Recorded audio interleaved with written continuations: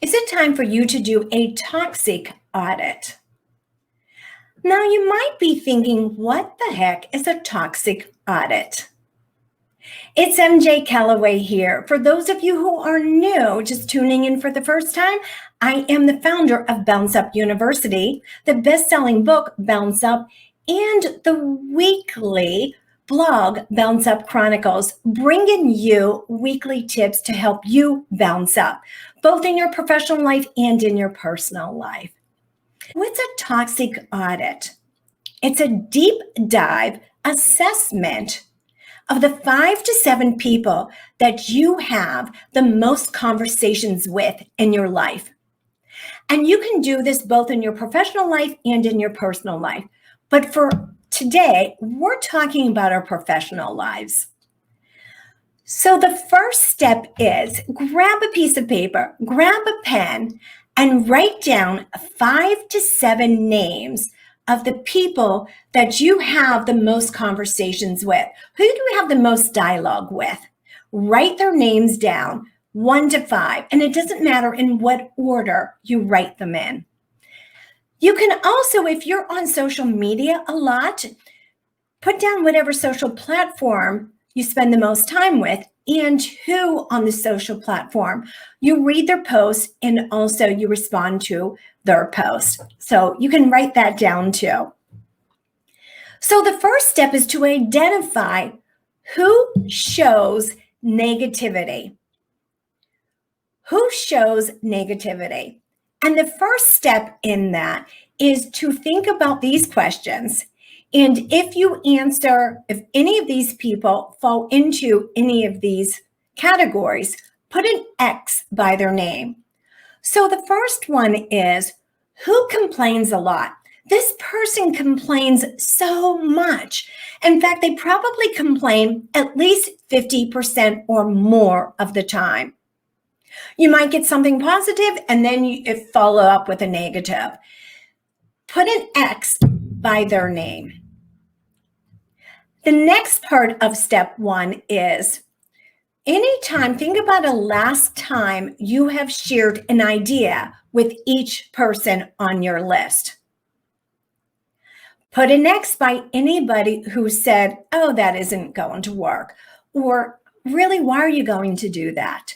Any negative thought or response they gave to you, put an X by their name. And the last piece of step 1 is, who monopolizes the conversation all the time? You barely get a chance to say anything. Most often, the conversation is about the other person instead of you. It's about that person and not you. And you don't get an opportunity to share any type of achievements or what is happening in your own life. So put an X by that person. Now, step 2, think about when you are with this person after you leave the conversation or you leave, whether it is virtually, whether it's on the phone, whether it's in person. And do you feel drained? Do you feel any type of drain, whether it's just a little bit of being drained or a whole lot? Does this person zap your energy?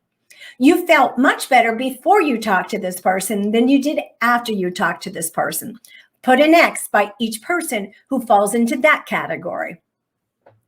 And then step 3 is, who on your list doesn't have any goals? They don't have any ambition. They don't really want to do anything in life. They're pretty content where they are. The flip or the second part of that is, who has a goal but never gets off the starting block? They never actually start on the journey to reach the goal. Put an X by anybody who falls into those categories. Now take a look at your list. Anybody who has 1 X, that's where you need to actually taper your time with that person. So they do have a toxic environment around them and they will share that toxic environment with you. So taper your time with them. Anybody who has 2 or more X's, you want to try to toss their conversations aside. Not that you can toss them aside, but maybe toss the time you spend with them aside. Limit the time. You want to cut down that time as much as possible. If you can eliminate it altogether, that's even better. But that isn't always a choice because it could be a coworker or a colleague or a family member.